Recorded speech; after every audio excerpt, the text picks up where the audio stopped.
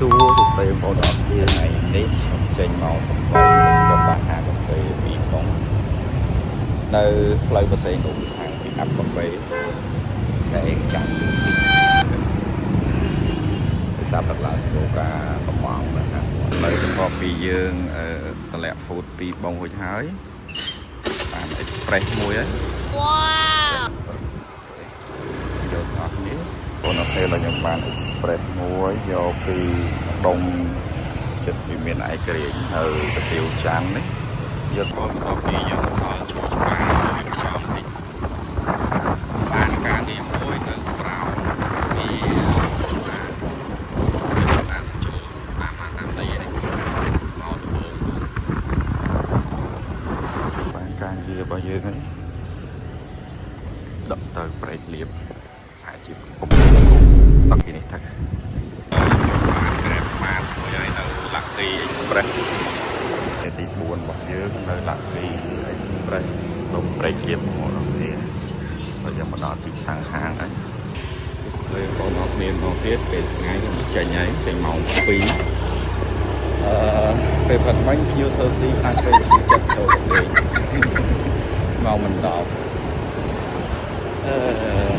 ឥឡូវយើងចេញមកវិញខ្ញុំបាន express ពីបងហើយឥឡូវការងាររបស់ខ្ញុំដឹកពីទួលទំនងទៅដល់ផ្លូវព្រះទីបងស្តុប310អូខេចូលឡើយអង្គុយចាំឡើងកន្លះម៉ោងណាឥឡូវយើងយកពីប្រូកលីងទៅជ្រោយជវាឬបងមានជ្រោយជវាពងភ្លៅឆេញនៅកន្លែងខុនដូពិតយើងថ្ងៃណាយើងឡើងយើងឡើងចឹងណាថ្ងៃណាធ្លាក់ចូលមកដល់2000ហត់ដឹកឡើងពី310បងគឺបានលុយ50000អត់ប៉ុណ្ណឹងISO នេះឥឡូវក្រុមហ៊ុនសំដាញ់ចិត្តដាក់ Express ខ្ញុំតម្លៃ5000យកស្ទឹងជ័យទៅចិត្តផ្ទះខ្ញុំហ្មងនៅ Emerald Hotel អូខេអូយអរគុណក្រុមហ៊ុនជាអតីតកម្មការរកអីទៀតទៅបានថ្ងៃឯងដល់2000ហើយចាំហាងទៀតតែមកស្ទឹងជ័យនេះឥឡូវយើងបានមកហើយដោយយកពងទៅបឹងកងវិញស្ទះអស់ចូលអស់មកចូលអស់មកអត់មក100នៅប្រោនដែលខ្ញុំរងចាំបានមកដល់ហើយបងប្អូនទេ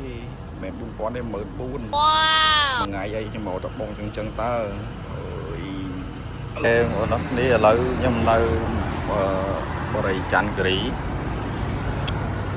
ខេម៉លបរិយាច័ន្ទគិរីដាក់គោលដៅទៅពេញវិញស្ងាត់ដល់ម៉ោង8កន្លះតែយើងជិះទៅក្រុងវិញអញ្ចឹងมันអាចមានបងវាករណី50យើងជិះទៅតាមដែរបងប្អូនទាំងគ្នាបន្ទាប់ពីខ្ញុំជិះតាំងពីបរិយាច័ន្ទគិរីមកគឺអត់មានបងសំបីតែមួយហើយខ្ញុំបានបងមួយហើយនៅម្ដុំចាក់រ៉ែក្រោមនៅកន្លែងចិត្តស្តុប60ម៉ែត្រហ្នឹងផ្ទះគាត់ហាងពីនេះខ្ញុំត្រូវយកម្ហូបហ្នឹងយកទៅសង្កាត់ស្វាយរលំនៅតែខ្មៅវិញបងប្អូនយប់ហើយម៉ោង8:52បងនឹងទៀតចូលផ្ទះហើយសូមប្រពន្ធដាច់យប់មួយថ្ងៃសូមច្បាប់គាត់ដាច់យប់មួយថ្ងៃមិនដាច់ដល់ខាងម៉ោង10មិនដល់ទេដាច់ទៅបានហ្នឹងដោយសារតែហូបលុយយកលុយអត់ស៊ីព្រីគាត់ថាខំផឹងសំលុយយកលុយទៅបើលេខស៊ីព្រីទៅសង្ខេបស៊ីព្រី